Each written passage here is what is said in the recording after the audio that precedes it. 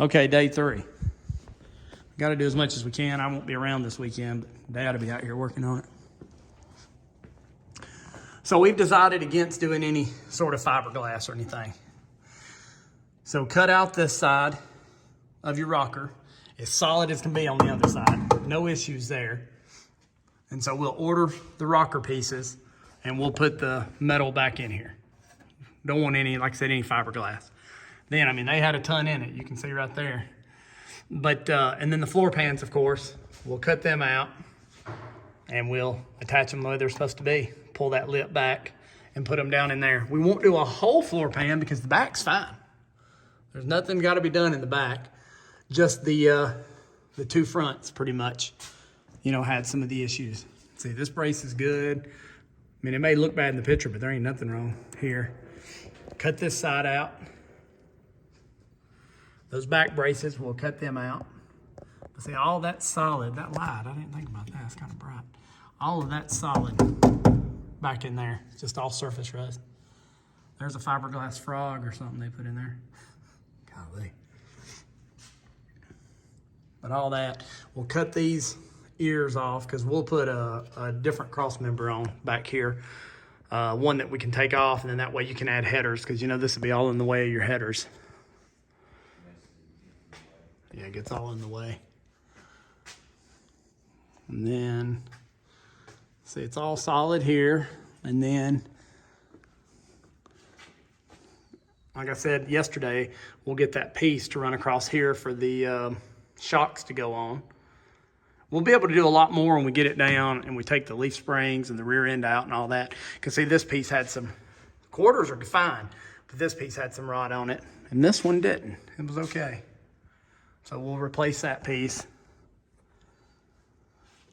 Yeah, I mean, there's just no reason to put any fiberglass back. Even if we find a part they don't hardly make, you could still cut all that out and just weld a patch in there and then grind it down and then pour 15 it.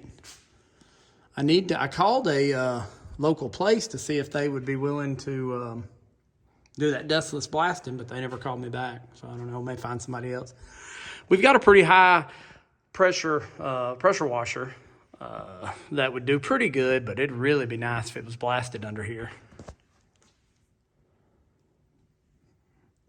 We'll pull the car down and we'll look at it from the front, and then I'll take another video. Okay, we lowered the car.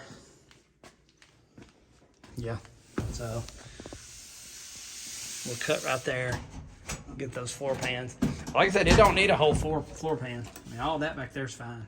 That's the original old insulation back there, but it's all solid. Yeah. Like I said, some of this fiberglass stuff they done probably back in the 70s may have saved some of it, and then some of it just made it worse. Somebody really hacked the tunnel up. Will we buy a tunnel? You want to cut that or just put a piece over it? Yeah, we'll cut it out and then cut another piece in. Somebody made us a bracket there for a bucket seat. But yeah, so you can tell where it's bad. So replace that side forward and then this side forward.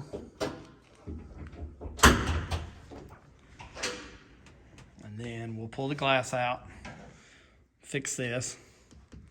Been watching some YouTube videos on what people have done with this. See, it's solid everywhere else up in there, but you know it's going to be probably bad right here. Yeah, see, and all that's solid. Then we found a little piece back here where that corner piece was missing. I guess any water got in right there. Pull the glass out and fix this. That's just the primer coming off.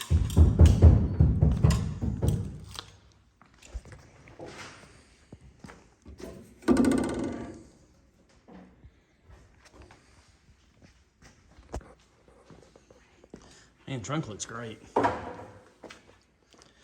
there's where the shocks, we'll fix those. Somebody beat on it a little bit right there with something, didn't they? I mean, it won't matter. We'll put insulation over it and carpet, but we'll fix that all. Yeah. Just fix it all.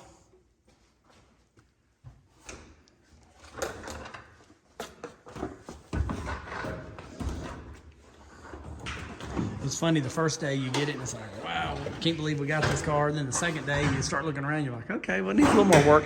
And then you cut it out and just spray some degreaser and clean some stuff up. And then it's like, all right, never mind. It's back to being a great car.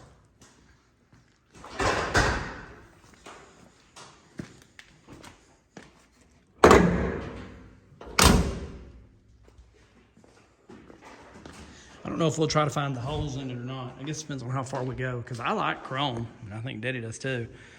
And it would have had chrome, so. Put that stuff in that that rust eater right there. All right, time to start looking at the Classic Industries book.